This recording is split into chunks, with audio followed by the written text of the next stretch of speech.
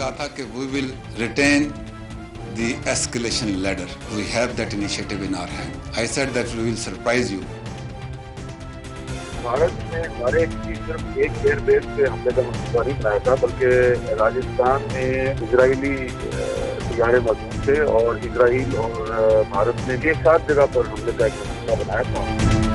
हिंदुस्तान और इजराइल इस बात से इत्तेफाक करते हैं कि किसी भी इस्लामी मुल्क के पास जो एटमिक कुव्वत है, जो कीमियाई हथियार है, वो नहीं होने चाहिए। थर्ड कंट्री को इन्वॉल्व करके ये बताया गया कि अगर भारत ने हमला किया तो ये ना समझना कि हम चुप रहेंगे, इसका भरपूर जवाब देंगे।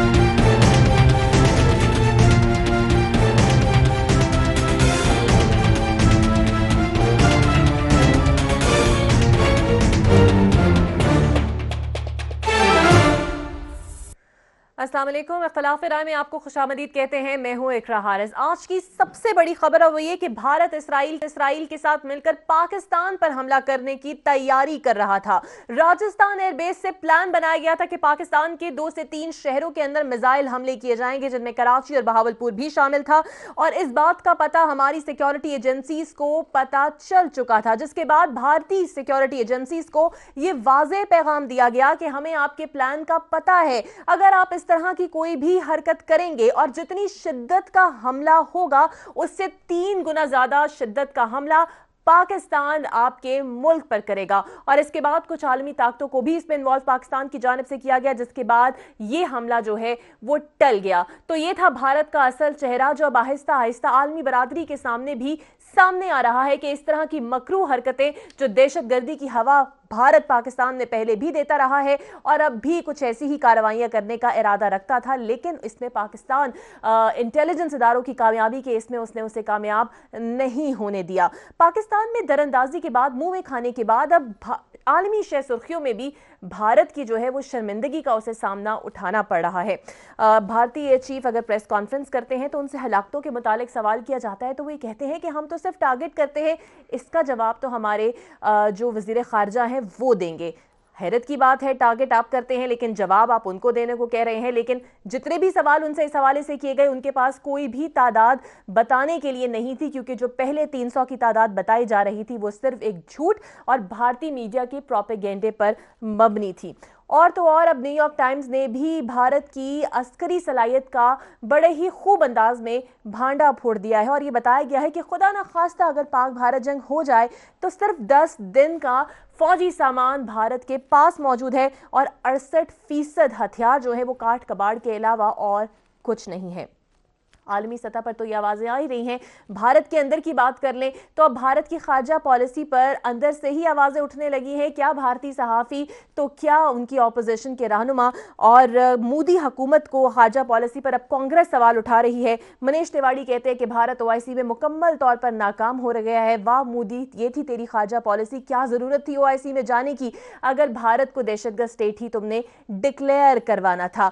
ये ही नहीं, आपको ये भी बताएं कि भारत की पार्लिमानी स्टैंडिंग कमेटी के रुकन बराए दिफा ने भी एतराफ किया है कि भारतीय फौज के पास जदीद हथियारों की कमी है, जबकि पाकिस्तान ने 21वीं सदी के मिलिट्री ऑपरेशंस किए हुए हैं। यहां तक कि सिद्धू ने भी कुछ सवाल पूछे हैं मोदी साहब से और वो ये कहते हैं कि आपने हमारी फौज को ऐसी जलालत में धकेल दिया है कि आप बताएं कि जो सर्जिकल स्ट्राइक्स आपने की हैं, क्या वो सिर्फ आप दड़क उखाड़ने वहां पर गए थे? आप इस मामले को, हमारी फौज को सियासत की नजर कर रहे हैं। और भारतीय फौजियों का मोराल तो इससे पहले बहुत दफा सामने आ ही चुका है कि भारतीय फौजी अपनी ही फौज से और उनके एहलकारों से नाखुश नजर देते हैं। उनके अफसर का जो रवैया है अपने मातहत जवानों का, वो भी सबके सामने है। इन तमाम तर मौज़ूआत पर हम बात करेंगे कि अब पाकिस्तान की पॉलिसी होगी क्या और किस तरह भारत जो है अब वो आलमी ताकतों के सामने बेनकाब होकर सामने आया है, क्योंकि OIC के इजलास में भी कश्मीर के इशू को भरपूर कवरेज दी गई, हालांकि पाकिस्तान ने इसका बायकॉट किया था। कुछ अंदरूनी मामलात की बात कर लें और वो बात यह है कि हुकूमत एक मरतबा फिर से महंगाई का बोझ अवाम पर लादने वाली है और अब बिजली की कीमतों में इजाफा होगा 12 से 16 रुपए फी यूनिट, जैसा कि IMF ने कहा था। ऑपोजिशन लीडर शहबाज शरीफ ने संगीन तशवीश का इस पर इजहार किया है और वो ये कहते हैं कि अभी तक हुकूमत की मुआशी पॉलिसी और कोई भी हिकमत अमली वाज़ेह नहीं हुई। ये बात याद रखी जाए कि मुस्तहकम मईशत से ही कौमी सलामती को नाकाबिल तस्खीर बनाया जा सकता है। हुकूमत हर बात का क्रेडिट ना ले, क्रेडिट तो सिर्फ अल्लाह ताला की ज़ात को ही दिया जा सकता है। इस मामले में सियासत ना की जाए। इन तमाम मौज़ूआत पर बात करेंगे। अपने गेस्ट का तारुफ आपके साथ करा दूं। आज हमें ज्वाइन जनरल रिटायर्ड मोहम्मद मनशा साहब, इम्तियाज़ अहमद शेख साहब सूबाई वजीर हैं, पाकिस्तान पीपल्स पार्टी के सीनियर रहनुमा हैं, और पाकिस्तान मुस्लिम लीग नवाज से रुमीना खुर्शीद आलम साहिबा हमारे साथ आज मौजूद होंगी। इन तमाम तो गेस्ट से हम बात करेंगे, लेकिन एक ब्रेक के बाद।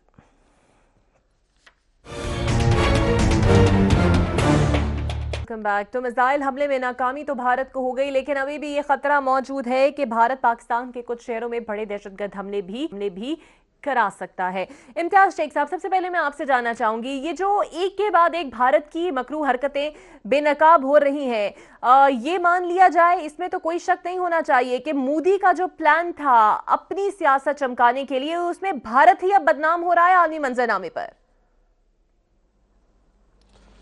इकरा, बिल्कुल सही कहा आपने, और जो भी उनके इरादे थे वो खुलकर सामने आ गए, और उनकी अपनी मीडिया, उनके अपने लोग अंदर से अभी मतलब उनके फौजी अफसरान उनके मुख्तलिफ टीवी प्रोग्रामों में अब मतलब खुल गए हैं, बल्कि फट पड़े हैं, और वो मतलब मोदी को लान तान कर रहे हैं, और उनके इरादों को और उनकी जो पॉलिसी थी और वो जो जंग मतलब करना चाहता था, पूरे अमन का जो खित्ते का अमन जो तबाह करने का उसने मंसूबा बनाया था सिर्फ अपनी इलेक्शन जीतने के लिए, वो खुलकर सामने आ गया।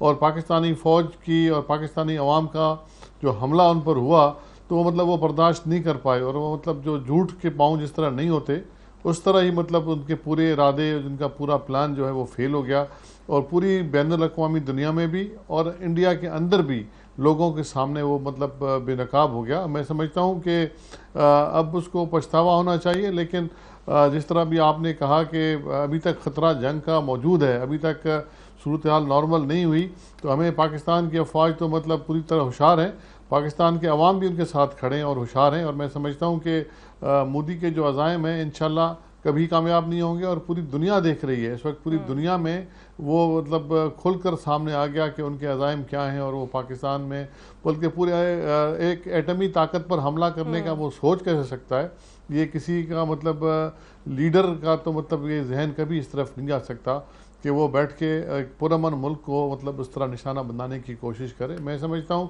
कि उनको इलेक्शन जीतने के लिए बहुत फ्रस्ट्रेट हो गया, वो 5 रियासतों में उसके जो शिकस्त थी इंतखाबी, उसके बाद उसने देखा कि शायद इस तरह उसका कोई पोजीशन उसकी सियासी बेहतर हो जाए, लोगों में कुछ उसकी बात बन जाए, लेकिन फिर वो जो उसको जवाब मिला पाकिस्तान की तरफ से, पाकिस्तान की अफवाज की तरफ से, और मतलब फिर उसके बाद जो चीज़ें खुलकर सामने आई, उनके झूठ जो उन्होंने बोले मीडिया में, वो भी आज की दुनिया में छुप नहीं सकते। उन्होंने मतलब अच्छा, और पाकिस्तानी तैयारे मार गिराने की बात की, मीडिया ने एक बड़ा मुनज़्ज़म किस्म का प्रोपेगेंडा किया, और आज फिर वही मीडिया, वही चैनल्स और वही एंकर्स हैं जो ये मोदी पर इल्ज़ाम लगा रहे हैं कि वो अपनी फ़ौज को, और जो उसने पुलवामा के बाद जो सूरत हाल बनी उसको सियासत की नज़र किया। अजीब मंतक है इन चैनल्स की भी और इन एंकर्स की भी कि पहले कुछ और था और अब अपनी मोदी पर बरस पड़े हैं। शायद उन्हें भी शर्मिंदगी अब हो रही है इससे पहले कि वो जो कुछ कहते रहे हैं। रुमीना, आप क्या कहेंगी, पाकिस्तान जिस तरह इस मसले से डील कर रहा है हुकूमती कोशिशों के हवाले से, वो दुरुस्त है अब तक? देखिए, सबसे पहले तो इकरा मैं समझती हूँ कि पाकिस्तान की चाहे वो अपोजिशन हो, चाहे गवर्नमेंट हो, अदारे हों, हम सब लोग जो हैं वो एक पेज पर हैं, और यही हमारी सबसे बड़ी जो यूनिटी है, ये हमारी सक्सेस भी है, और इंटरनेशनल कम्युनिटी के सामने ये तमाम चीज़ें बड़ी आया है। जबकि अगर भारत को अगर हम देखें तो वो इस टाइम टुकड़ों में बढ़ चुका है, चाहे उनकी अफवाज है, जैसे कि कल भी आपने देखा कि नेशनल सिक्योरिटी की अगर उनकी कोई मीटिंग थी उसमें नज़र नहीं आया, मुख्तलिफ जगहों पर वो पिक्चर जो है उनकी वो नज़र हमें आई कि उसमें कोई उनके इदारों के लोग नहीं बैठे हुए थे। अब उनकी जो अपनी फ़ौज है वो बीच में से उसके लोग भी टूटे फूटे हैं, खाना तक तो उनसे पूरा होता नहीं, जबकि उन्होंने कौन सा अपनी फ़ौज को गोश्त देना होता है, सब्जी दाल तो उनसे पूरी नहीं होती। तो इसलिए मैं समझती हूँ कि खैर वो तो एक अलग चीज़ है, लेकिन पाकिस्तान की जो हिकमत अमली है अभी तक भारत को लेके मैं समझती हूँ कि फ़िलहाल तक का जो स्टांस है, क्योंकि सब लोग एक मुकाम पे हैं, सब लोग एक पेज पर हैं, तो अभी तक तो बिल्कुल जो है वो ठीक जा रहा है, जिसकी वजह से इंटरनेशनल कम्युनिटी जो है वो इस चीज़ को सराह भी रही है। ठीक है। इम्तियाज शेख साहब, कालादम तंजीमों के खिलाफ अब कार्रवाई होगी, हुकूमत ने ये फैसला कर लिया है। आपको लगता नहीं है कि कुछ ना कुछ कमी तब रह गई अगर नेशनल एक्शन प्लान पर मुकम्मल तौर पर अमल दरामद हो जाता? तो आज यही बात दोबारा दोहरानी ना पड़ती। मैं एक चीज़ अभी जो हमारी बहन रुबीना ने बात की, मैं उसमें ज़रूर एक चीज़ शामिल करूंगा।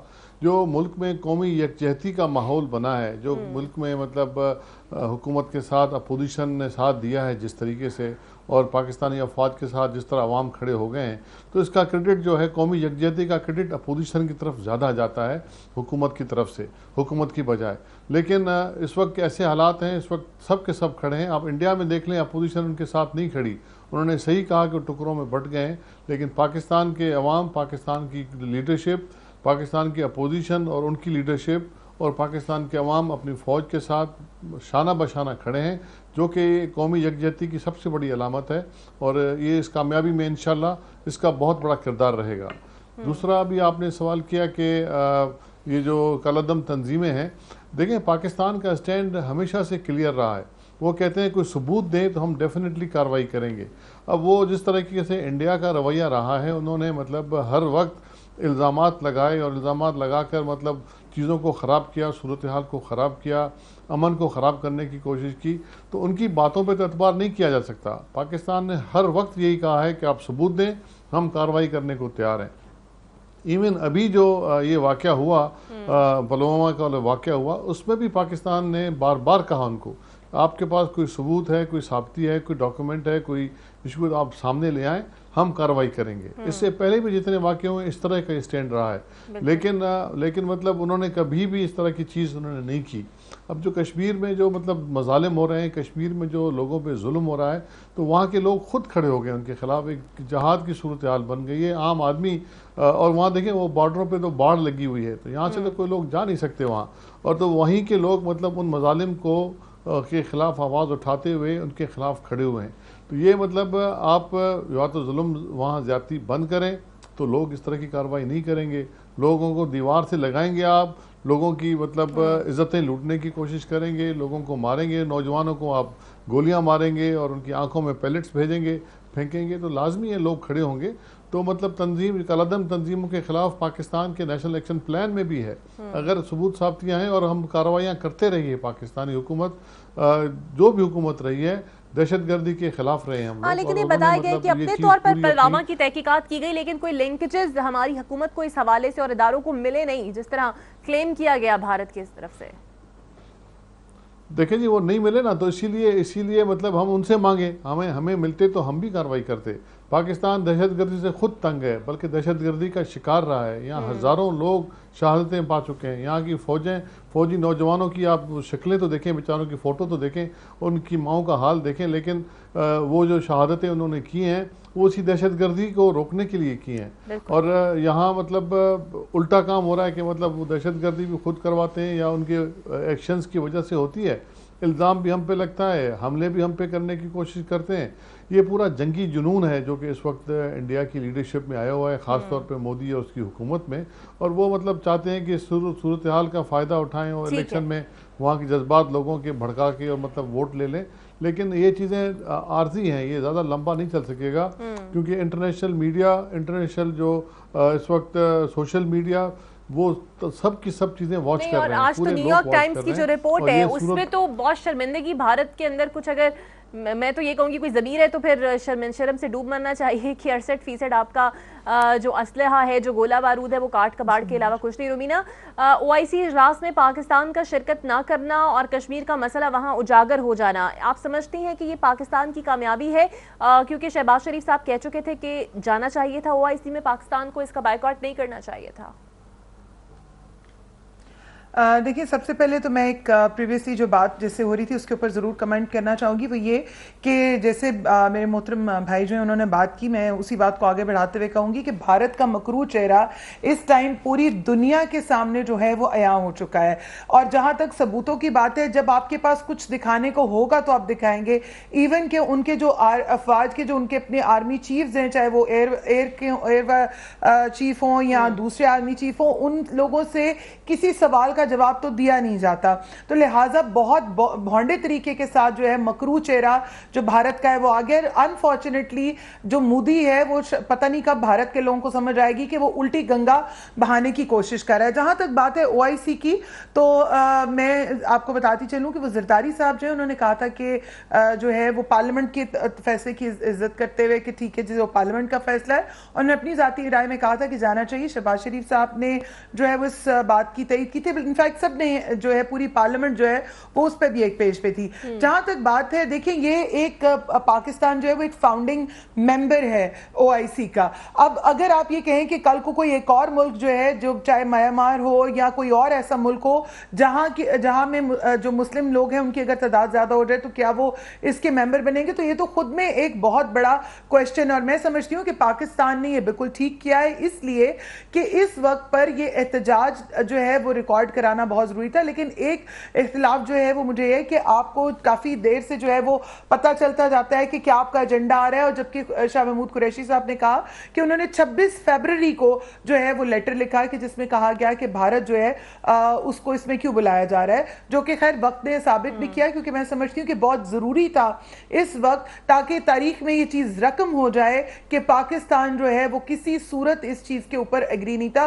और जो उसके रेजोल्यूशन जो उसका एसओपी बने हुए हैं उसके अंदर भी मौजूद है कि अगर कोई एक मुल्क जिसका किसी और के साथ कॉन्फ्लिक्ट होता है तो उसको आप नहीं बुला सकते। तो खैर इस चीज पे मैं समझती हूँ कि बहुत जरूरी इकदाम था कि पाकिस्तान जो है वो अपना प्रोटेस्ट जो है इसमें रिकॉर्ड कराता, जो कि रजिस्टर्ड हुआ। लेकिन सफारत की सतह पर जो कोशिशें हुई हैं उससे तो मुतमईन नजर आता है। हमारे बहुत से ऐसे दोस्त हैं जो इस कशीदगी को कम करने के लिए आगे बढ़े। तुर्की की बात कर लें, सऊदी अरब की बात कर लें, यमन की बात कर लें, यहाँ तक कि चाइना भी यही चाहता है कि दोनों ममालिक में कशीदगी कम हो। शायद भारत के अज़ाइम देख के उन्हें अंदाज़ा भी इस बात का हो रहा है कि भारत के चूँकि नापाक अज़ाइम है, तो पाकिस्तान का जो स्टैंड है वो कितना मजबूत हुआ है आलमी सतह पर?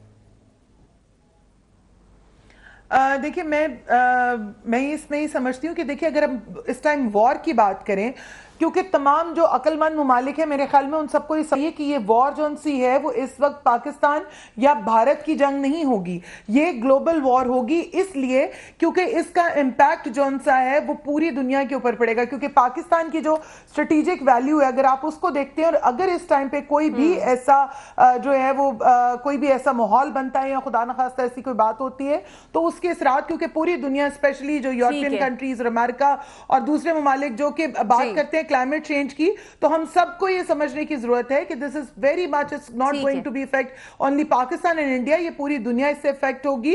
और अक्लमंदी इसी में है कि बाद में भी बैठ के आपने बात करनी है और आप बात ही करें। मैं समझती हूं कि तमाम लोगों को जो है इस पे प्रेशर देना चाहिए और कतन ये भारत ना समझे कि हम कोई डर गए मर गए। हमारे वो ना सिर्फ आवाज बल्कि पूरा 22 करोड़ अवाम जो है वो लड़ने के लिए तैयार बैठे। महसूस ऐसा होता है कि मोदी का वो जो प्लान था वो 180 डिग्री से सारा उसी के ऊपर आकर पड़ गया और अब वो खुद अपने ही मुल्क में इंतहाई गंदा हो रहा है। एक ब्रेक लेते हैं, ब्रेक के बाद हमें जनरल रिटायर्ड मोहम्मद मंशा भी ज्वाइन करेंगे। हमें ज्वाइन किया जनरल रिटायर्ड मोहम्मद मंशा साहब भी हमारे साथ इस डिस्कशन में मौजूद होंगे। इससे पहले इम्तियाज अहमद शेख साहब मैं आपके पास सर आना चाहूंगी, जो अब हो रहा है भारतीय मीडिया के प्रोपेगेंडा से ये नजर आ रहा है कि मोदी ने जो सवाल पाकिस्तान पर उठाए थे अब वही सवाल जो है वो मोदी पर उठने वाले हैं, और वो जो एक उसका ख्वाब था कि वो शायद आगे इंतखाबात जीत सकता है, उसके कितने चांसेस अब आपको नजर आते हैं? देखें जी, मोदी तो मतलब एक बहुत बड़ी गलत फहमी में रहा। वो समझा कि शायद मैं ये करके पाकिस्तानी कौम को और फ़ौज को मतलब मैं थोड़ा साइकोलॉजिकली मैं उनको अंडरमाइन कर दूंगा और मतलब कोई रिएक्शन नहीं होगा, और मतलब मैं इस तरह की चीज़ करके अपने अवाम के साथ और अपने अवाम के सामने सुरखरू होऊंगा और वहाँ से मैं अपनी सियासी कामयाबी हासिल कर लूँगा। पूरी गेम प्लान जो उसकी थी वो ख़राब हो गई, उल्टी हो गई। एक तो पाकिस्तानी फ़ौज का रिएक्शन, पाकिस्तानी एयरफोर्स का रिएक्शन, और अल्लाह ने जो हमें कामयाबी दी उनका पायलट यहाँ पाकिस्तान में पकड़ा गया, और मतलब ये पाकिस्तान ने मेरे हिसाब से जल्दबाजी की कि उनके पायलट को वापस कर दिया। मतलब ठीक है, वापस करते हम, किसी बातचीत के ज़रिए बात होती, कोई मतलब उनका तरफ से होता। अब वो मतलब फिर उन्होंने भी उस मीडिया को जो बात आपने की तो मीडिया ने उसको भी बहुत नेगेटिव अंदाज में चलाया कि हमने मतलब प्रेशर डाला या हमारे खौफ से वापस आया। हालांकि दुनिया ने देखा कि उसको मतलब पाकिस्तान ने बहुत बेहतरीन ट्रीट किया और पाकिस्तान के बाद उनको उसके बाद उसको पाकिस्तानी गवर्नमेंट ने उनके हवाले किया, वाघा बॉर्डर पे उनके साथ चला गया। अब वो उस बेचारे के साथ वहाँ जो हशर हो रहा है वो भी इंटरनेशनल मीडिया में आ रहा है, उसका भी हशर जो किया है ना उसको फैमिली से मिलने दिया जा रहा है और उस पर मतलब रिटायरमेंट की बात की जा रही है और वो जो भी किया जा रहा है, चले ये उनका अंदरूनी मामला, जो मर्जी करें। लेकिन मतलब मोदी का जो प्लान था वो बिल्कुल फेल हो गया। उसने मतलब जिस तरीके की सोच रखी थी उसको रिएक्शन के बाद वो कर नहीं पाया। और मीडिया शुरू में तो उसके साथ रहा, मीडिया ने मतलब बहुत ही जहरीला प्रोपोगंडा किया पाकिस्तान के ख़िलाफ़, पाकिस्तानी लोगों के ख़िलाफ़ और अफवाज के ख़िलाफ़, और अपनी मतलब उन्होंने झूठ पे एक बनी स्टोरी बनाई जिस पर उन्होंने कहा कि हमने ये कर दिया, हमने वो कर दिया। लेकिन फिर आस्ते आस्ते जब उन्होंने कहा कि हमने कई सौ आदमी मार दिए बालाकोट पे, तो आप एक तो डेड बॉडी दिखा देते, एक तो बिल्डिंग गिरी हुई दिखा देते, कहीं नहीं, मतलब हर वक्त मतलब उनको सुबकी की बात हुई। और फिर आखिर में जब देखें ये मतलब इंटरनेशनल पूरी एक सूरत हाल है, पूरी इंटरनेशनल दुनिया देख रही है आपको, और वो मतलब ऑब्जर्व कर रहे हैं, मुख्तलिफ जो जंग वार को वॉच करते हैं इदारे वो देख रहे हैं आपको, खुद आपकी मीडिया आपको देख रही है। आखिर में जब कहीं से कोई सबूत नहीं आया, उनके अफसरान जो थे, फॉरेन मिनिस्ट्री के अफसरान जवाबात नहीं दे सके और मतलब कोई सबूत साबिती पेश नहीं कर सके, वही मीडिया जो उसके लिए मतलब बातें कर रहा था वो उनके खिलाफ होना शुरू हो गया, अवामी रद्द-ए-अमल भी उनके खिलाफ होना शुरू हो गया। तो उसका पूरे का पूरा प्लान जो था मतलब वो झूठ पे मबनी था, इसलिए उसके झूठ और पे ऐसा पाँव नहीं होते। रद्द-ए-अमल ऐसा है कि कोई प्रोफेसर उठकर बात करे तो उसे भी तशद्दुद का इशारा बनाकर उसे भी सरेआम माफी मांगना पड़ जाती है कि उसने पाकिस्तान के हक में गद्दार कहते हैं जी। जो भी उनसे पूछ रहा है, जो भी किसी से बात कर रहा है, वो मतलब वो कह रहे हैं कि आपने किया कोई सबूत तो दिखा दें। और मतलब पुरानी जंगों की बात भी टीवी पे देखते रहे कि बात करते रहे, वो जो पाकिस्तानी अफवाज ने उनको मजे चखाए थे वो उसकी बातें करने लगे। तो मतलब उन अफसरों को, उन लोगों को गद्दारी का लकब उन्होंने देना शुरू कर दिया कि जी आप गद्दार हैं, आप इंडिया के खिलाफ बात कर रहे हैं। हालांकि वो लोग हकीकत की बात कर रहे थे, क्योंकि जो झूठ था वो एक्सपोज हो गया है इस वक्त, मतलब पूरी दुनिया के सामने आ गया है और मतलब पूरी दुनिया जो है वो मतलब कर रही है। लेकिन अभी जो आपने थोड़ी देर पहले बात की थी फॉरेन पॉलिसी की कि हमें इसको थोड़ा और मजबूत करना पड़ेगा, तो चाइना जैसा मुल्क, उससे हमें उम्मीद थी कि वो बहुत खुलकर हमारी सपोर्ट करेगा। वहाँ उन्होंने मतलब रिस्ट्रेंट की बात की, चले उन्होंने जंग से दूर की बात की, क्योंकि जंग किसी मुल्क के लिए भी अच्छी नहीं होती। ये मोदी को समझ में नहीं आ रहा और वो समझ रहा है कि शायद मतलब जंग से उसके फ़ायदे होंगे। जंग एक दफ़ा शुरू हुई तो फिर ख़त्म करना किसी के बस में नहीं है। फिर मतलब ये जंग एटमी ममालिक हैं और वो ये जंग मतलब फिर उसका रुख ही कुछ और होगा, जिसका अंदाज़ा शायद मोदी नहीं कर पा रहा। हालांकि वो इस वक्त प्राइम मिनिस्टर है इंडिया का, उसकी सोच बड़ी होनी चाहिए, लेकिन बहुत छोटी सोच का वो आदमी है। उसको दुनिया में मतलब सवाए इसके अपनी जीत के और अपने इलेक्शन के कुछ और नज़र नहीं आ रहा, इसलिए वो उस तरह की पॉलिसियाँ लेके चल रहा है। लेकिन इंशाल्लाह आप देखेंगे कि शायद इलेक्शन में भी उसका रिजल्ट लोगों के सामने उसकी पॉलिसियों के बाद शायद वो कामयाबी हासिल ना कर सके, जो कि मतलब वो सोच रहा है। ठीक है। अच्छा रुमीना, अस्करी तंजीमों के खिलाफ जब कार्रवाई का फैसला किया है हुकूमत ने, नेशनल एक्शन प्लान का ये हिस्सा था, आप ही के दौरे हुकूमत पे था, आपको लगता है कि अब चूंकि चले इस पर अमल हो रहा है तो अच्छी बात है, बेहतरी है, लेकिन अगर पहले इसे थोड़ा इग्नोर मोड में ना रखा जाता तो हालात कुछ डिफरेंट होते? देखिए इकरा, मैं एक छोटी सी बात थोड़ी सी जो इम्तियाज साहब ने की, पहले उस बात पे थोड़ा सा मैं करूँ और फिर आगे आपके सवाल का जवाब देती हूँ। एक चीज़ मैं और कहना चाहूँगी कि एक्चुअली भारत जो है वो बॉलीवुड में ज़्यादा रहता है, तो इसलिए वो एक स्टोरी क्योंकि बनाने की उनको बड़ी आदत है, इसलिए वो स्टोरी नरेट करते रहते हैं कुछ ना कुछ। उनको लगता है कि शायद मोदी साहब जो है, चूंकि उनको सेल्फीज और वीडियोज और मीडिया जोन में रहने का बड़ा शौक है, तो इसलिए इस किस्म की हरकतें करते रहते हैं और उनको लगता है कि शायद इसी तरह जो है वो इलेक्शन भी किसी उनमें जीत लेंगे या कुछ हो जाएगा। लेकिन खैर ना उनके पास कभी सबूत होते हैं और ना ही कभी इस किस्म की उनको कामयाबी मिलती है। जहां तक आपने जमातों का जिक्र किया या वो जमातें जिनके ऊपर अब पाबंदी या कलादम करार दिया जा रहा है, देखिए बात यह कि गुज़श्ता माजी में अगर आपको याद हो इकरा, तो नेशनल एक्शन प्लान की बात हो या बहुत सारी चीजों पर अनफॉर्चुनेटली, वेरी अनफॉर्चुनेटली हमें बहुत ज्यादा जो है उस तरह से ऑपोजिशन की तरफ से सपोर्ट नहीं मिलती थी। लेकिन आज वहां जहां कहीं पर भी बात हो रही है इस किस्म की इकदामात की, ऐसे अमल की कि जहां पर जो है वो पाकिस्तान की बेहतरी, बका और सालमियत की बात है, तो तमाम ऑपोजिशन जो है वो गवर्नमेंट को सपोर्ट करी। और मैं समझती हूँ ये इस वक्त की गवर्नमेंट का सबसे बड़ा प्लस पॉइंट है कि इसके ऊपर कहीं पर भी कोई सियासत नहीं की गई, जिसकी वजह से अनफॉर्चुनेटली जो है पिछली दफा बहुत सारी चीजें जो हैं वो उस तरह से वकूफ पजीर नहीं हो सकी जिस तरह से अभी चीजें जो है वो हो रही हैं।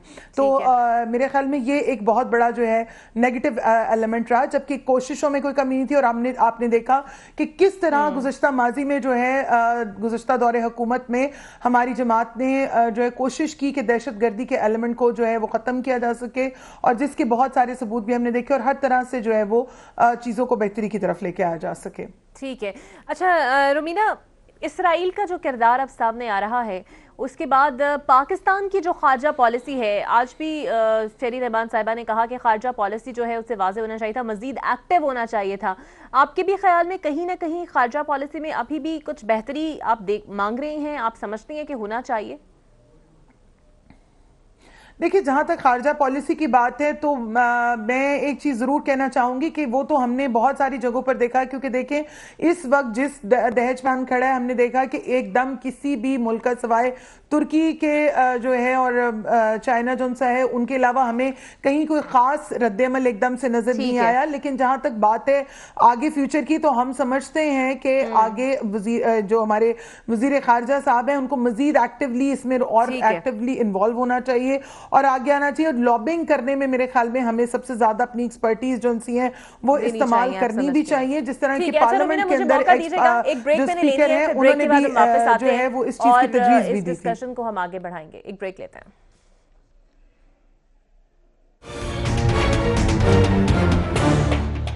Welcome back. डिस्कशन का एक दफ़ा फिर से आगाज़ करेंगे। जनरल टैड मोहम्मद मंशा साहब भी हमें ज्वाइन कर चुके हैं। बहुत शुक्रिया मोहम्मद मंशा साहब आपके वक्त का। सर, ये जो अब नया प्लान बेनकाब हुआ भारत का कि मिसाइल हमलों से ये मुख्तलिफ शहरों को जो है वो निशाना बनाने का इरादा रखता था, और हमारी सिक्योरिटी एजेंसी के मौसर पैगाम ने इस प्लान को नाकाम बना दिया है। हम क्या समझें कि अब जंग का खतरा टल चुका है? जी बिल्कुल नहीं, ऐसा समझना चाहिए हमें। जंग का ख़तरा बिल्कुल नहीं टला, क्योंकि ये जंग का ख़तरा अभी तक जो है वो हमारे सर पे मंडला रहा है, क्योंकि दुश्मन जो है ये वो हमारी रेजिलियंस को, हमारी जो डेटरेंस है उसकी पॉलिसी को जो है कॉन्स्टेंटली प्रोब कर रहा है, उसको डिल्यूट करना चाहता है।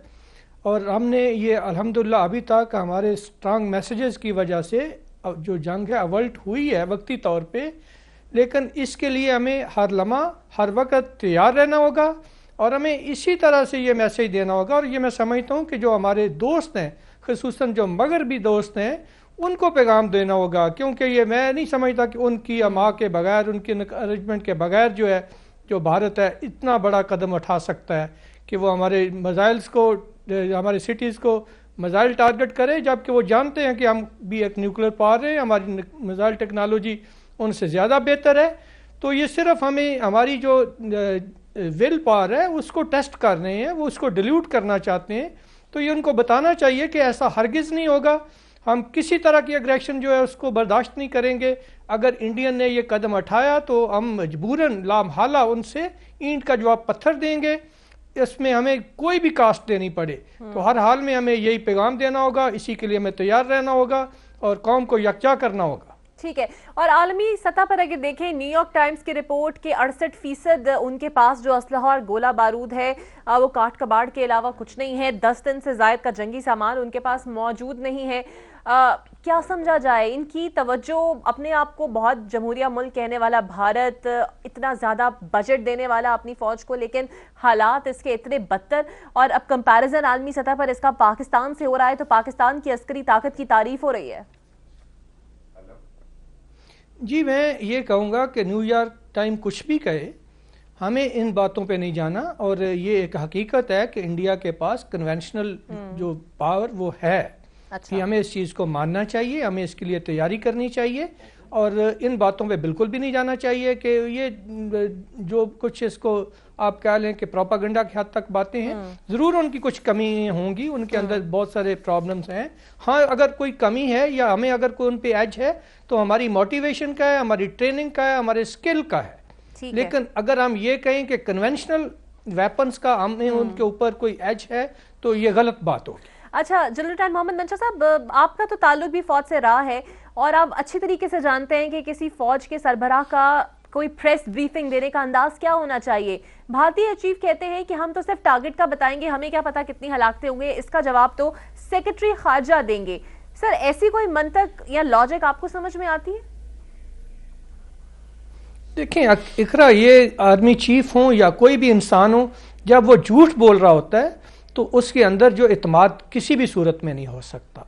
तो जब वो सरासर झूठ बोल रहे थे, एक जो है वो एक स्टेज ऑपरेशन था जिसकी कोई हकीकत नहीं थी, जिसने कोई टारगेट्स अचीव नहीं किए थे, वो एक बहुत टेम्परेरी उन्होंने इंट्रूजन की चंद मिनट के लिए और वो वापस चले गए। और जो कि मैं कहता हूँ कि इस तरह की इंट्रूजन करना जो है एक मुकम्मल दफा के अंदर भी मुमकिन है, किसी भी दफा के अंदर ये आर्जी इंट्रूजन की जा सकती है। तो जब वो झूठ बोल रहे होंगे तो उनके जो है क्या आप कहेंगे कि वो इत्मीनान होगा। तो ये बात थी, वो आर्मी चीफ हों या वो कोई भी हों, हमारे चूंकि आप देखें आर्मी चीफ हों, हमारे डीजी ISPR हों, हमारे प्राइम मिनिस्टर हों, जब सच्ची बात करते हैं तो आप उनकी बात में इत्मीनान देखते हैं, आप देखते हैं कि सच की बात और होती है हम तो सबूत भी और वो दिल से बात कहते हैं। हाँ, सबूत भी तो हम देते हैं ना, हम खाली हवा में तो बात बिल्कुल नहीं करते। दुरुस्त बात है कि वही बात है कि हम जो बात करते हैं हम सच पे बुनियाद पे करते हैं, हम किसी भी फर्जी बुनियाद पे कोई अफसानवी बात नहीं कर रहे हो। अच्छा सर, इस पूरी सूरत हाल में एक अहम नुकता ये भी है कि जो आज ब्रीफिंग दी गई उसमें ये भी बताया गया कि भारत इसराइल के साथ मिलकर तो एक मिसाइल हमला करना ही चाहता था, लेकिन अब दहशतगर्दाना कार्रवाइयों का भी खतरा अभी भी मौजूद है मुख्तलिफ शहरों में। कुलभूषण यादव और उसका एतराफ़ी बयान हम दुनिया के सामने भी रख चुके हैं और किस तरह वो बलूचिस्तान के अंदर वो तमाम मज़मूम कार्रवाइयाँ करता रहा, वो भी दुनिया के सामने है। अब इसके बाद भारत की जानिब से ये थ्रेट आना, दोनों को अगर इंटरलिंक करें तो अब किस तरह पाकिस्तान को जो है वो अपना मुकदमा लड़ना चाहिए? देखिए, ये जो आपने बात फरमाई ये पुराना नेक्सस है इंडिया इजराइल का, और अभी जो है वो US जो है वो ओपनली उनके एक स्ट्रेटेजिक पार्टनर बन गए हैं। जो इजराइल है वो भी एक तरह से US का ही रिप्रेजेंटेटिव है और इनका बहुत क्लोज कोऑपरेशन है। इनका वेपन्स इक्विपमेंट जो है वो यूज़ हो रहा है, इनकी ट्रेनिंग, इनकी एडवाइजरी यूज़ हो रही है। ये पास्ट में भी अगर आपको याद हो तो अर्ली 80s में भी एक अटेम्प्ट की गई थी कि हमारे न्यूक्लियर प्रोग्राम को जो है वो जो है टारगेट किया जाए। तो ये हमेशा से ये साजबाज करते रहेंगे और अगर हमें कोई भी हमारे अंदर कमज़ोरी हुई तो उसको ज़रूर एक्सप्लॉइट करेंगे। तो मैं बार बार यही कहूँगा कि हमें चौकन्ना रहना है, हमने अपनी तैयारी को मुकम्मल रखना है। अल्हम्दुलिल्लाह हमारी अफवाज ने इसके ऊपर बहुत काम किया है। हमने महदूद ज़राए के अंदर रहते हुए भी अपने वेपन इक्विपमेंट को बेहतर इंप्रूव किया है। अपनी ट्रेनिंग को हमारी जो है वो अल्हम्दुलिल्लाह बहुत अच्छी है और सबसे बड़ी जो हमारा कीमती सरमाया है वो हमारी मोटिवेशन है, हमारी पूरी कौम की रेजिलियंस है। और सर, अस्करी तंजीमों के खिलाफ जो कार्रवाई का फैसला है वो कितनी अब अहमियत रखता है जो हुकूमत ने इस हवाले से फैसला कर लिया है? दो कि नेशनल एक्शन प्लान का हिस्सा तो पहले भी था ये।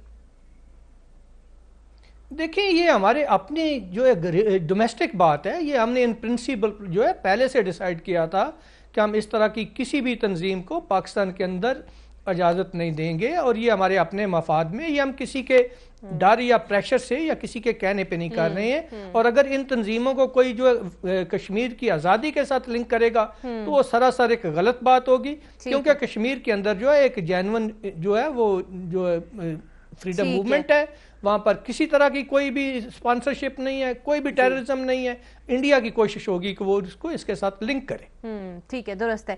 अच्छा इम्तियाज शेख साहब, एक और आज की अहम डेवलपमेंट, वो एक अवामी मसला, मैं चाहूंगी कि उस पर भी आप रोशनी डालें क्योंकि हमारे प्रोग्राम का वक्त भी खत्म होने वाला है। बिजली की कीमतों में एक मरतबा फिर से जो है वो इजाफा हो रहा है और अब बताया जा रहा है कि 6 से 12% तक ये इजाफा होगा और IMF की शराइत में से ही एक ये शर्त थी। शहबाज शरीफ साहब आज कहते हैं कि हुकूमत को अब नज़रसानी करनी पड़ेगी अपनी मुआशी पॉलिसी पे क्योंकि अब तक कोई मुआशी पॉलिसी दी नहीं गई, और वो ये भी कहते हैं कि मुस्तहकम कौमी सलामती को नाकाबिल तस्खीर बनाने के लिए भी मुस्तहकम मईशत की अहम ज़रूरत है। देखें जी, बिल्कुल इसमें तो कोई शक की बात नहीं है कि मुल्की दिफा के लिए एक मुस्तहकम मईशत की मतलब लाजम और मलजूम है दोनों, यूँ कहें तो ज़्यादा मुनासिब होगा।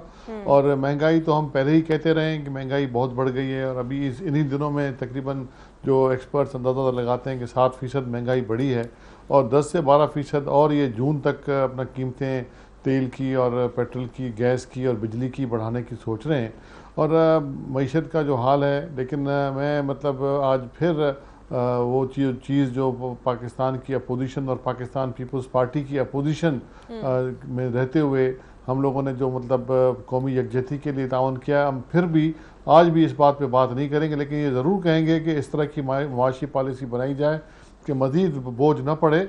और इस वक्त हम अभी भी आज भी हम ये नहीं चाहेंगे कि इस वक्त जब कौम को, मुल्क को ज़रूरत है कौमी यकजहती की, कि हम बैठ के हुकूमत पे तनकीद करेंगे तनकीद, जो भी जायज़ बात होगी ज़रूर करेंगे, लेकिन आज हम पाकिस्तानी अफवाज के साथ, पाकिस्तानी हुकूमत के साथ हम खड़े हैं, ताकि मतलब इंडिया के साथ हम उसको फेस कर सकें, एक ही पेज पे रहें। हम इंडिया की अपोजिशन की तरह नहीं करना चाहते कि जिस तरह हम कहें कि वहाँ जिस तरह कहा गया कि टुकड़े टुकड़े हो गए, मुख्तलिफ लोग मुख्तलिफ बात करते हैं। हम आज भी पाकिस्तान की बका के लिए, पाकिस्तान की कौमी यकजहती के लिए साथ खड़ें, और ये जो चीज़ें हैं ज़रूर देखें, क्योंकि लोगों की जो माशी हालत है उसको बेहतर करेंगे तो मुल्क का दिफा मजबूत होगा, महफूज हाथों में होगा, तो ज़्यादा मुनासिब होगा। तो मैं उस पर मज़ीद कोई क्रिटिसाइज़ आज की बात पर नहीं करूँगा, जो हकीकतें हैं अपनी जगह पे मुनासिब वक्त पे उस पर बात की जाएगी। ठीक है। अच्छा रुमीना, शहबाज शरीफ साहब कहते हैं कि हुकूमत क्रेडिट के पीछे ना भागे और क्रेडिट सिर्फ खुदा की ज़ात को देना चाहिए, सियासत से ऊपर उठकर बात करें। किस चीज़ में हुकूमत क्रेडिट ले रही है, जो शहबाज शरीफ साहब ने ये कहा?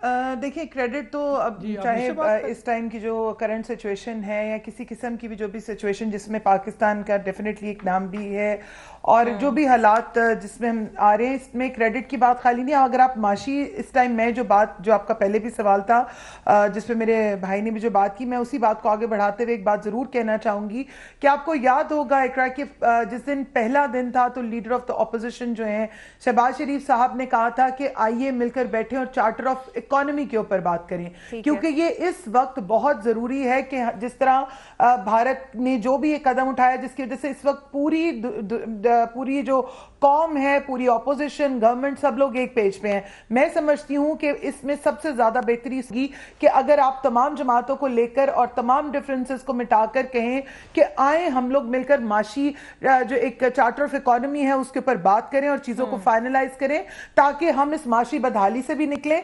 क्योंकि जब हम माशी तौर पर मजबूत होंगे तो हमें दूसरों के तरफ देखने की या दूसरों के सहारों की कतन कोई जरूरत नहीं। वो तो अल्लाह का शुक्र है अभी भी हमें उस तरह से नहीं है, लेकिन फिर भी हमें अपनी चीजों को स्ट्रॉन्ग करने की जरूरत होगी। क्योंकि जब बहुत सारे लोगों को ये लगता है because beggars can not be the choosers, तो इसलिए हमें बहुत ज्यादा जरूरत है कि हम लोग सब एक पेज पर आए, एक स्टांस पे हों, ताकि चीजें जो है वो बेहतरी की तरफ जा सके। जिस तरह चार्टर ऑफ डेमोक्रेसी ने काम किया है, आई एम 110% श्योर कि अगर हम चार्टर ऑफ इकोनॉमी की बात भी करेंगे तो डेफिनेटली चीजें जो सी हैं वो बिल्कुल ठीक हो जाएंगी और things can towards into the betterment of Pakistan. लेकिन सबसे अच्छी बात यह है कि इस तमाम तरह मामले में भारत जो भी कर रहा है, पाकिस्तानी कौम मुत्तहद है, ऑपोजिशन मुत्तहद है और हुकूमती अरकान भी मुत्तहद है, और सब एक ही प्लेटफॉर्म पर, एक ही नुक्ते पर है कि पाकिस्तान की सलामती पर किसी किस्म की कोई आंच नहीं आने देंगे। बहुत शुक्रिया जनरल रिटायर्ड मोहम्मद मंशा साहब आपका, रुमीना खुर्शीद आपका, इम्तियाज शेख साहब आपका आज के प्रोग्राम का हिस्सा बनने के लिए। आज के लिए इतना ही, कल दोबारा हाजिर होंगे। अल्लाह हाफिज।